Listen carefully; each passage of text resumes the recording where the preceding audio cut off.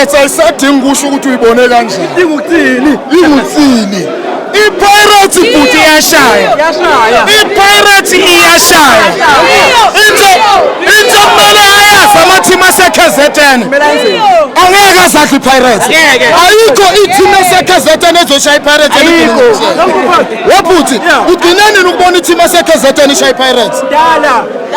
Uma mnithi uthe ngeke siyithathe league. Wasidelela. Simthumela i-message ukuthi akayotshela abangani bakhe oBlue bakhe labo coach boPulukwane City. Lo muthi lo athi angeke siyithathe league. Simthumela ngempama. Uthi hamba nalo. Hamba nalo fine ngoba mnithi.